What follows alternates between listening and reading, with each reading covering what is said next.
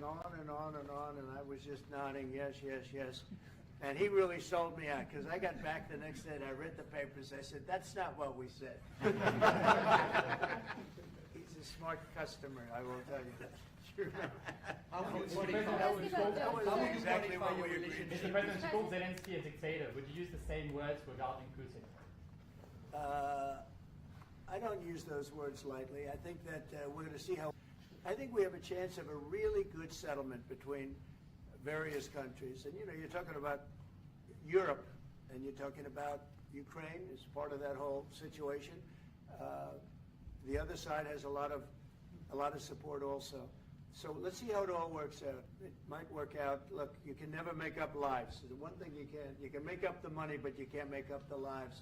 A lot of lives lost. I think probably a lot more lives than people are talking about. It's been a rough war, but I think we're close to getting it solved. Question about Doge, sir. Do you think that Doge could benefit from more streamlined communications? There was that email telling employees to give 5 things that they've done last week. Agency heads then told people to ignore it, but Elon Musk. About the last email that was sent, where he wanted to know what you did this week. You know why he wanted that, by the way?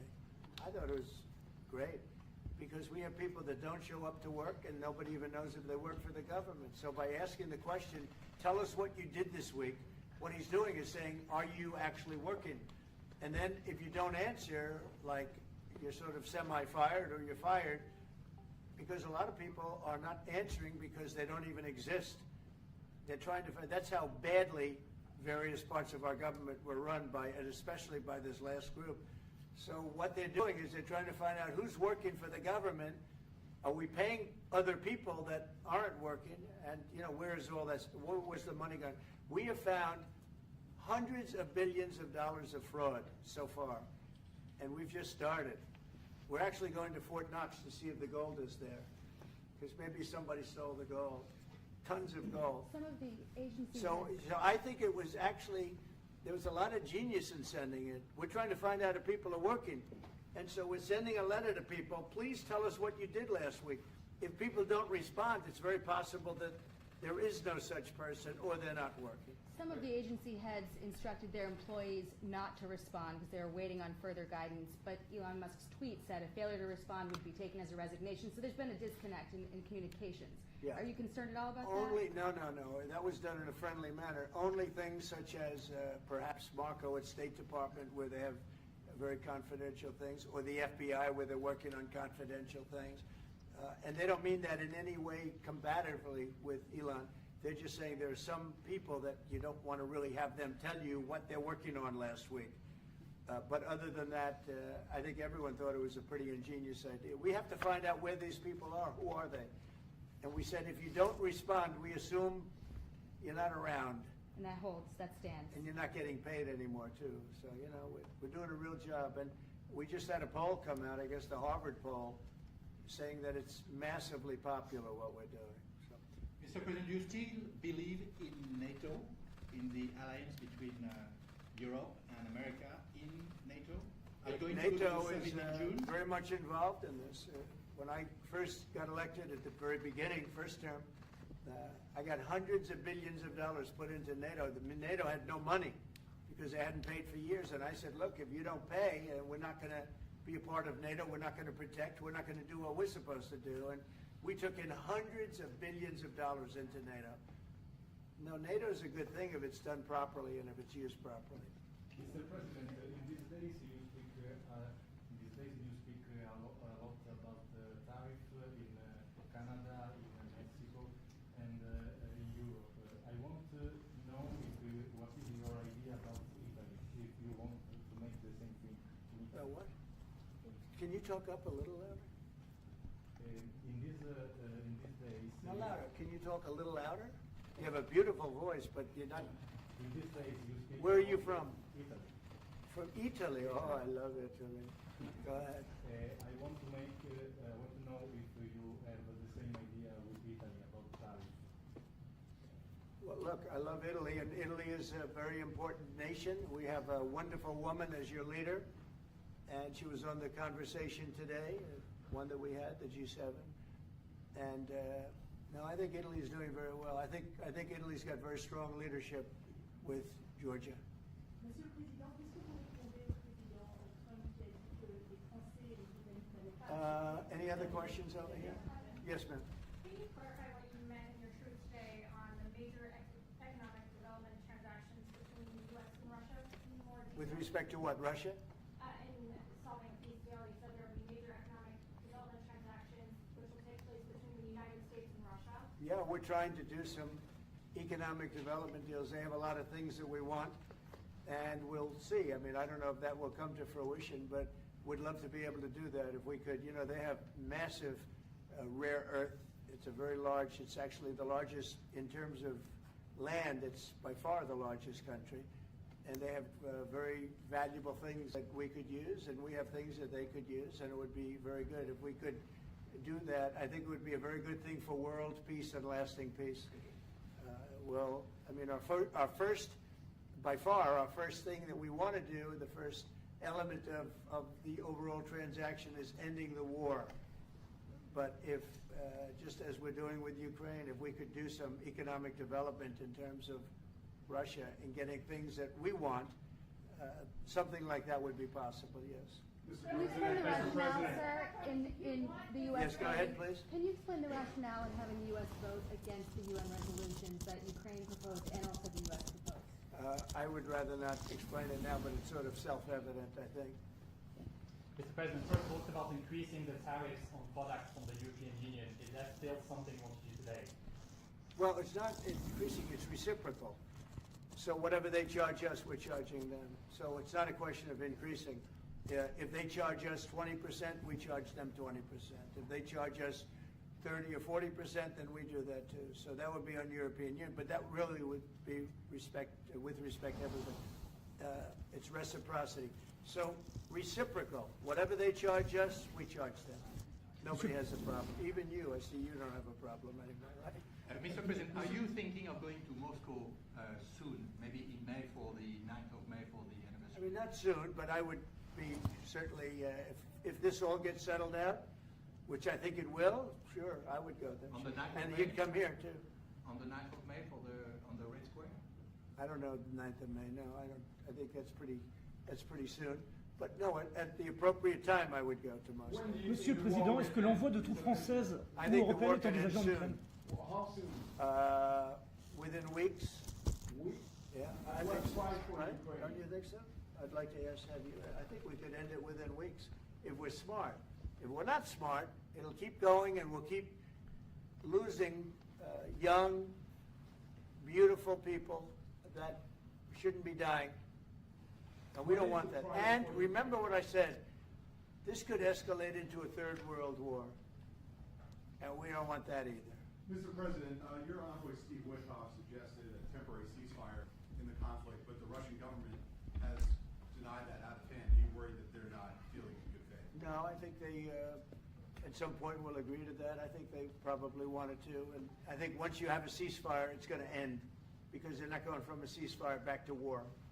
I think people have had their full. I'm just glad I was able to help because there was no communication with Russia until I came along. Biden didn't communicate. He couldn't communicate with his own child. So Biden didn't communicate. He couldn't, it was terrible. He hadn't spoken to Putin in 3 years. You're trying to end a war. People are being killed. Every week, thousands of people are being killed. Soldiers, in this case, mostly. Also towns, you know, as missiles go in and back and forth. No, it's a shame. This should have never happened. This is a very sad, this is going to go down in the history books. This is a very sad moment because that should have been stopped. That should have never started. And if it did start, it should have stopped the first week, not 3 years later. Okay? Je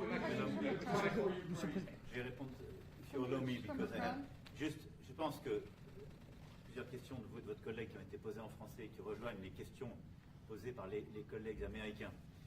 D'abord, cette discussion est utile et construire la paix est une nécessité. La deuxième chose, c'est qu'il y a aujourd'hui une capacité de dissuasion qui est restaurée et que c'est ce que veut dire le président Trump quand il dit il n'y aura plus de problème. Je pense que la force du réengagement américain aujourd'hui, c'est en quelque sorte l'incertitude aussi pour le président Poutine. Et donc il y a une capacité de dissuasion qui est là, qui permet de sceller d'abord sans doute une trêve, la capacité à vérifier que cette trêve est respectée, Et ensuite, un accord de paix qui permettra de reconstruire l'Ukraine, mais de lui apporter aussi les garanties de sécurité. Dans le cadre de ces garanties de sécurité, nous pensons que nous avons notre rôle à jouer. Et donc, on verra à ce moment-là de la discussion, je ne veux pas la préempter, ce qui est nécessaire pour que l'Ukraine puisse rester un pays souverain. Et d'ailleurs, dans les discussions entre l'Ukraine et les États-Unis d'Amérique, il y a cette question d'une souveraineté ukrainienne qui est respectée. Et donc, nous, ce que nous avons préparé en particulier avec nos partenaires britanniques, dans le cadre d'un travail très étroit qu'on a mené ces dernières semaines, et partagé avec tous les pays européens et alliés qui sont prêts à s'y joindre, c'est l'idée de dire on est prêt à apporter ces garanties de sécurité.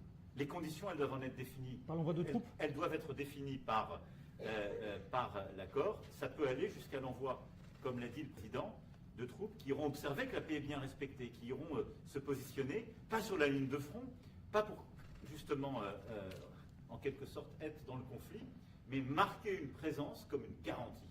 Il y a d'autres moyens de soutenir qui peuvent être des soutiens capacitaires à l'armée, des structures nouvelles. Et je pense aussi que l'accord qui est discuté, le président l'a dit, la crédibilité américaine qui est mise dans ce moment, c'est aussi montrer que chacun est dans son rôle, mais que nous avons une unité, Européens et Américains, et donc avec une forme de garantie que les Américains prennent par la discussion sur les minerais critiques qui sont en train de finaliser. For Macron, By the on way, the, that on is the the most, that is the most beautiful language. I have no idea what he's saying, but that is She the will most translate. elegant, beautiful language. Go ahead, please. This is a question that was asked by several. What we need to do is make sure that we are building peace. We have Can you speak up, please? We have deterrence capabilities that have been restored. As President Trump said, there won't be any more problems. We've seen the U.S. re-engagement and the message that that sends to Mr. Putin. We have deterrence, which will allow a truce to take place, verification of that truce, and then a peace agreement can be put in place so that we can start rebuilding Ukraine with security guarantees. And we have a role to play in that. Again, I'm not preempting any discussions, but we've spoken about Ukraine's sovereignty, and that has been a subject of discussion between the U.S. and Ukraine.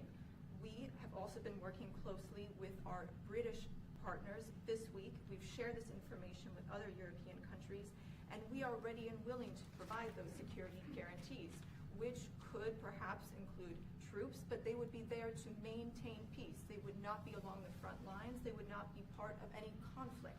They would be there to ensure that the peace is respected. Our assistance may include other capacity building, perhaps for the military. We see U.S. credibility here. We each have our role to play, but it will be done in a united fashion. Mr. President, do you think that Ukraine should give up a part of its territory? Well, we're going to see. It's a negotiation that's just starting, and they've been fighting, and there's been a lot of land that's been taken. So we'll have to see how that works out. That's part of the negotiation.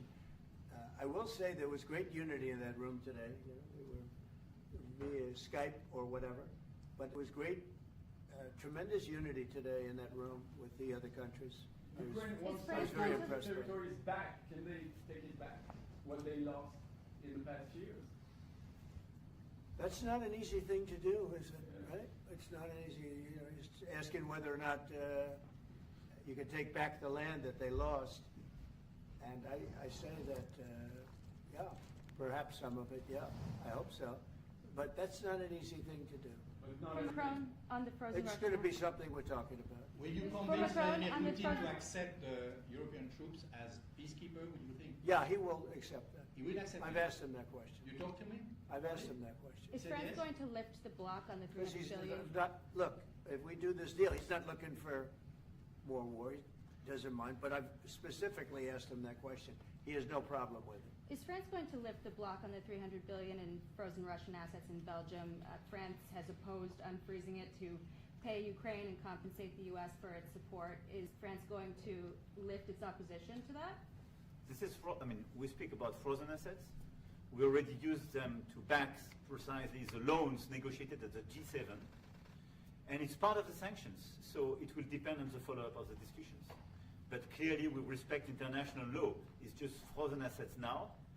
You can take the proceeds of the frozen assets, but you cannot take the assets themselves because it's not respecting international law, and we want to respect international How law. is one different than the other? If you can take the proceeds from it, how can you not take Because the it's assets? very different. You keep the assets, you take the proceeds because they are paralyzed in a certain way. You take the proceeds during the wartime, but you keep the assets, and it's part of the negotiation at the end of the war. Because, I mean, this war costed all of us a lot of money. And this is the responsibility of Russia, because the aggressor is Russia. Should the U.S. be compensated? So at the end of the day, this frozen asset should be part of the negotiation, all in all. Will France support the U.S. being compensated? I support the idea to have Ukraine first being compensated, because they are the one to have lose a lot of their fellow citizens and being destroyed by these attacks. Second, all of those who paid for could be compensated, but not by Ukraine, by Russia, because they were the one to aggress. Again, just so you understand, Europe is loaning the money to Ukraine. They get their money back. No, in fact, to be frank, we paid. We paid 60% of the total efforts, and it was through, like the US, loans, guarantee, grants, and we provided real money, to be clear. We have 230 billion frozen assets in Europe, Russian assets, but this is not as a collateral of a loan, because this is not our belonging. So they are frozen. If at the end of the day, in the negotiation we will have with Russia, they're ready to give it to us, super. It will be loan at the end of the day, and Russia would have paid for that. If you This is my believe wish. that, it's okay with me. Mr. President, But they get their money back, and we don't, and now we do. But, you know, that's We will only fight fair. about it. Mr. President, do you think Russia should be the one that pays everybody back, or the aggressors? Well, we're negotiating everything, and everything's on the table, and we'll see if we can get some land back, and we'll see about a lot of different things. And we're going to be making a little speech and say a few words. In a little while, we're going to have another meeting, a luncheon meeting, and we'll see you in about 2 hours. Okay? Thank you very much, everybody. Thank you, Fred. Thank you, Fred. Moving out. Let's go, let's go. Moving out, Cameron. Thank you very much. Thank you. Thanks, guys. All right, headed out this door right here, right here. We're moving out. Thank you, sir. Good to see you. Right Thank here. you, Mr. President. Good to see you, sir. Cameras, out the door. Thank you. Out the door. Thank you. Moving out. Let's move. Moving out. Thank you. Thank you. Thank you. Straight out. Thank you.